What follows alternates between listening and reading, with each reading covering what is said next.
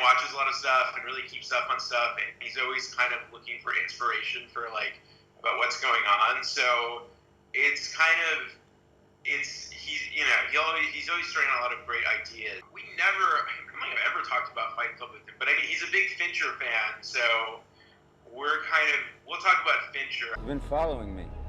Why? Obviously, you're going to ask a lot of questions. It's done here and only here. It ends when you walk out that door and begins when you walk in. Really, Rami is probably one of, if not the best actor I've ever worked with. I mean, he could read a phone book. I mean, he doesn't need to do anything. There's always something going on in his face.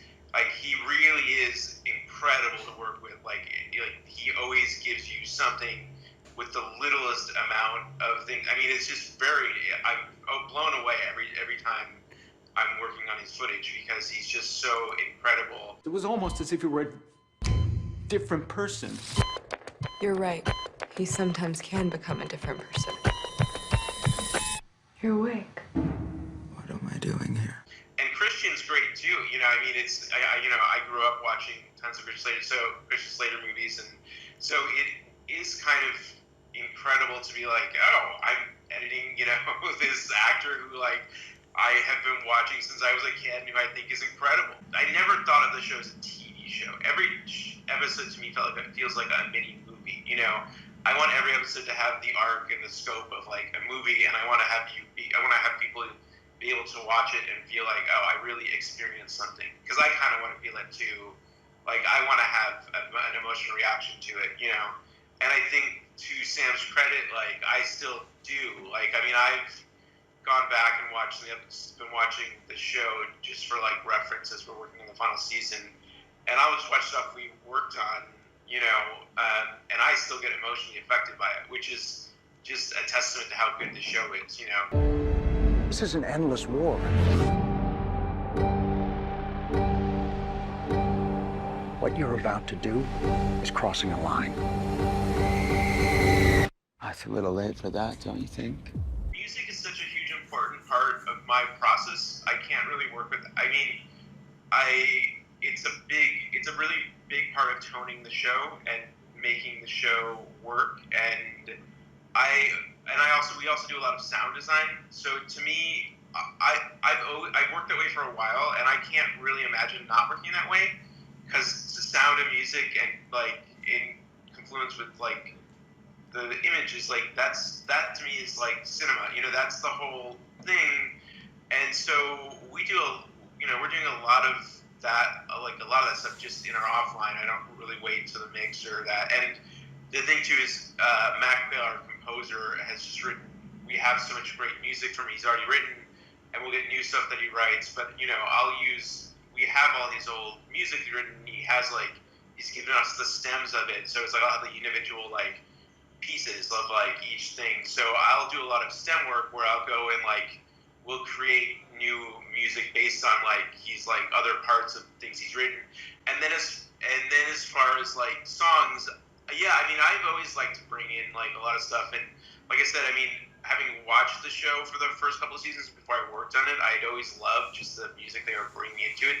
So I always kind of wanted to like that. I was really excited when I started on it because I knew there was an opportunity to like bring a lot of stuff. So there was a lot of stuff that I brought into the show. I mean, like obviously there was In Excess, like for the new Sensation montage. I mean, we went through a lot of songs till we landed on that one.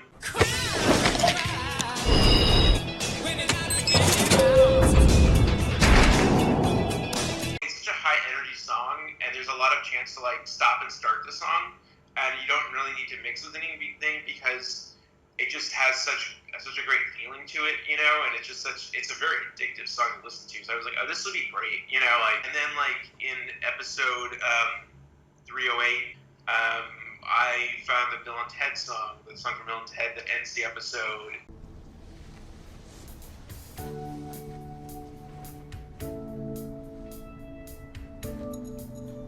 I knew that episode was going to be really heavy, like emotionally, like because it really is. You're talking about suicide and depression, and I knew I personally wanted the episode to end a little more hopeful. And I was beating my like self around just beating myself up for like weeks, like trying to figure out what the fuck am I gonna put in that. sounds stupid, but I had just like broken up with my girlfriend at the time, and was like, I remember I was like frustrated trying to figure out what am I gonna put here, and I came home like on a Friday night and was like, just literally like had gotten like the Blu-ray of Bill and Ted's, which I had loved as a kid, and I just was watching it like on my couch and like watching it and thinking, and the scene came on where that song came on that we put on, the In Time song.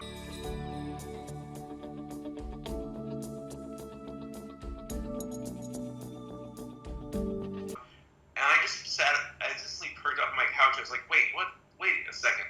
What if we used this? Like this could be, because I always thought that song was amazing. And I remember coming into the office on that Monday, and I would just talk to my assistant editor about it, and I talked to John. I was like, is it crazy to put this movie from this kind of like, fun but cheesy movie to put this thing, and is it too like, everyone was like, no, that sounds awesome. Why don't you try it? And I would always wish for more protractors, which was weird. I would wish for a faster computer, probably.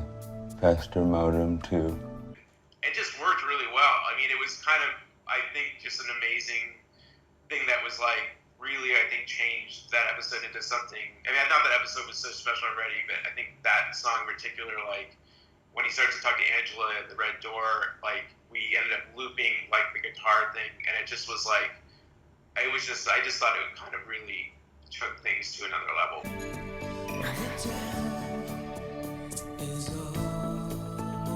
No matter what happens, we'll be okay.